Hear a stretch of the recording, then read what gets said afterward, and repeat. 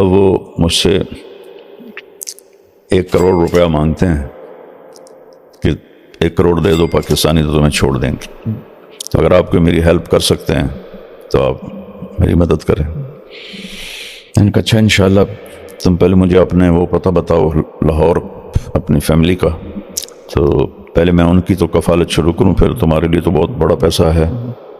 تو پھر اللہ کے فضل سے فاؤنڈیشن تو آپ نے ابھی بنائی ہے، آپ ماشاءاللہ اتنے سالوں سے یہ کام کر رہے ہیں، کیسے مینیج کرتے ہیں؟ یہ فاؤنڈیشن طارق جمیل فاؤنڈیشن تھی اکیلا۔ 2014 میں ہماری تشکیل ہوئی تھی ترکی اور انگلینڈ، تو ہم گئے ہوئے تھے ترکی کے بارڈر پر، تو ابن تیمیہ رحمۃ اللہ علیہ جس جگہ پیدا ہوئے وہ جگہ دیکھنے ہم چلے گئے۔ ٹھیک ہے، کھڑے تھے تو مجھے کال آئی کہ جی میں تمی انڈونیشیا جیل سے بول رہا ہوں۔ مجھے نہیں سمجھ آئی کہ اس نے میرا نمبر کیسے اور کہاں سے حاصل کیا۔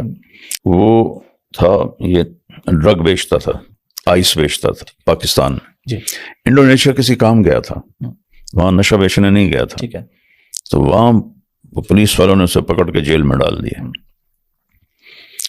جیل میں اس کو میرے بیان ملے سننے کو، وہاں جتنے اردو بولنے والے تھے وہ سب میرا بیان سنتے تھے، تو وہ بھی سنتا تھا۔ تو اس نے نماز شروع کر دی، داڑھی رکھ لی ماشاءاللہ، اور توبہ کر لی۔ پھر اس کا کوئی دوست ترکی میں رہتا تھا، اسے میرا پتہ چلا، پھر اسے میری طلب ہوگی کہ یہ کون آدمی ہے جس کی وجہ سے میری زندگی بدلی ہے۔ تو پھر اس کو میری وہ اس پر میڈیا پر خبریں آ جاتی ہیں کہ میں ترکی میں ہوں، جی جی، وہ تو ساری چیزیں موجود ہوتی ہیں۔ تو پھر وہ اس نے اپنے دوست کو فون کیا کہ ان کا مجھے نمبر کہیں سے ڈھونڈ کے دو۔ اس نے کسی ذریعے سے میرا نمبر ڈھونڈا، اپنے کسی تبلیغی دوست کے ذریعے سے اس کو دیا۔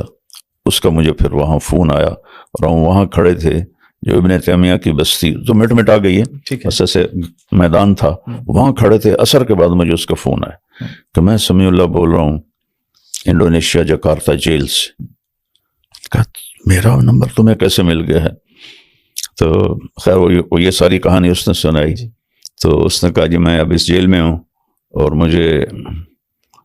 میری قید پتہ نہیں کب ختم ہو گئی، یہ بھی کوئی مجھے نہیں بتایا گیا۔